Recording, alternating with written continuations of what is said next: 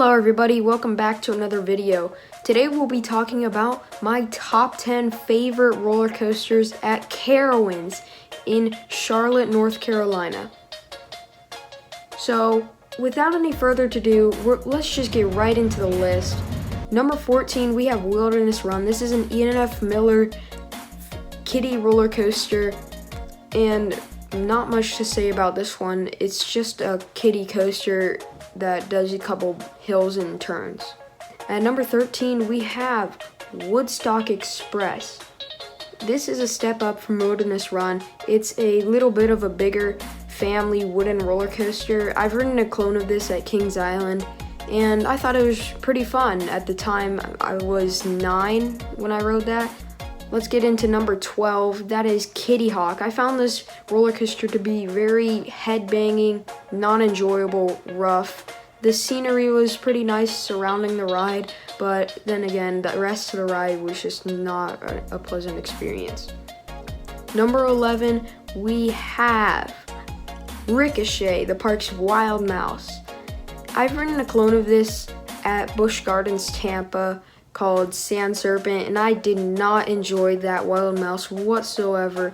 I did not ride Ricochet because of this, and it had a 45-minute line, so I expected this to be probably the same, and not much to say because this is just a Wild Mouse, so I can only place it so high, and Ricochet is at number 11 in the park. Number 10, we have Nighthawk. I did not ride Nighthawk because it was down for both my days at the park. So I cannot say much about this ride. I can't say if it's over or underrated or just boring and unpleasant.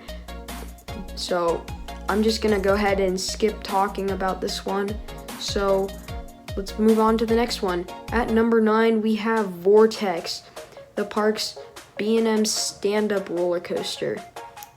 This ride is a little better than people say. People make it out to be this like horrible trash ride, and I did not think that. I thought the inversions were pretty enjoyable. They were definitely the best parts of the ride. The vertical loop and the corkscrew was really cool to experience this while standing up on a roller coaster. It's really small. I don't even think it tops 100 feet, but I can only place this so high because it's just not as good as the other roller coasters on this list.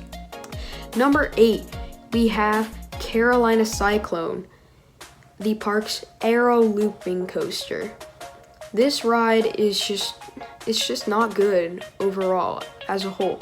I found it to be better than Corkscrew at Cedar Point, but I just had head banging the entire ride. The restraints are not good. The ride is just not that great. I do like it more than Vortex for the nice views and the color scheme, but other than that, I just didn't really enjoy this ride that much. And up until number 4 at this park, these rides are just not the greatest of rides, but there's just a huge jump from number 5 to number 4, and we'll get into that later. Alright, on to number 7. We have Carolina Goldrusher, the park's mine train. This is probably my favorite mine train other than Adventure Express at Kings Island. I got front row in the rain, and I found it to be very, very fun and just insane because the rain pellets were just smacking my face, and me and my brother were just screaming the entire time because like it was so hard to see, but it was really fun at the same time. Alright, number 6, we have Flying Cobras, the park's boomerang. And even though Vekoma put vest restraints on this one, I just still don't like boomerangs as a whole, so I put this one at number 6 because it's still smoother than the other boomerangs that I've ridden, but it's just another boomerang, so I put it at number 6. Number 5 is Hurler, a very underrated wooden roller coaster. Yeah, like the drop was really fun. The airtime was solid. It was a bit of a rougher ride. The layout was pretty good, but yeah, the park really needs to RMC this ride, turn it into a Twisted Timbers clone, and get a modern wooden roller coaster. That would really help the lineup and really just make the park a whole lot better. Alright, there's a huge jump from number 5 Hurler to number 4, which is Afterburn, the park's B&M inverted roller coaster. This is my second favorite B&M invert that I've been on, just behind Raptor at Cedar Point. And this ride was all around just great. Like, nothing to complain about other than it being a little bit short.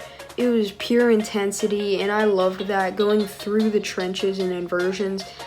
Wow, I just wish this ride was so much bigger and like faster. That'd be so cool. But I love Afterburn for what it is, and I only think there's 3 better coasters at the park better than Afterburn. So number 3 is Intimidator, the park's B&M hyper coaster. Wow, I was very, very surprised by Intimidator. Going into it, I thought it was just going to be a mediocre ride with some somewhat good airtime, because I heard the trims hit like really hard on this ride. That's why people call it Intimidator. But I got first train of the day, no trims were on, and we just hauled.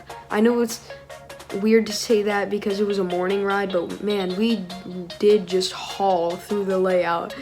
And the airtime was great, the turnaround was great, everything about this ride was great except for the finale, which was a helix into the brake run, a very useless little helix. At the end of rides, when there's a helix at the end of a ride, it just leaves it off with this sour taste in your mouth. Like, really? You could have like put in an airtime hill and it would have been so much better. No, Cedar Fair put in a helix like they always do. But anyway, Intimidator was a great ride and a great first B&M hyper for me. Alright, we're down to number 2. This is Copperhead Strike, the park's mock multi-launch roller coaster. Like, this ride blew me away. The launches were fun. From what I've heard, they're really slow. The first launch was definitely more intense than the second one, but I did find the hang time on the inversions to be absolutely stunning, and I was just blown away by this masterpiece of a ride. So if you want to learn more on Copperhead Strike, you can check out my review on it posted on the channel. And yeah, I'm not going to spoil too much about it because it is just an absolute fantastic ride and I really recommend riding it. Alright, we're down to number 1, and I'm sure you all guessed it by now. This is Fury 325, the park's B&M Giga roller coaster. This ride was my first Giga roller coaster, and it is certainly the best one that I've ridden so far.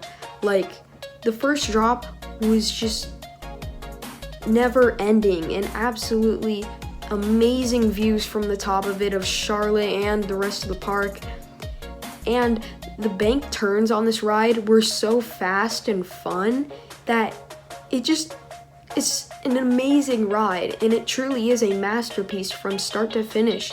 The trims were off on the airtime hill, so we got ejector going over those 3 airtime hills, and that really surprised me. And also, when you're in the helix, watch out because there's a support that is really close and it looks like your head's just gonna get chopped off.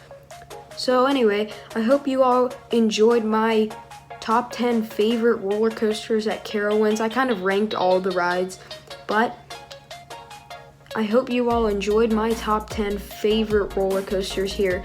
This is one of my favorite amusement parks that I've been to, and I sure hope to get out here soon again because this was definitely a great park.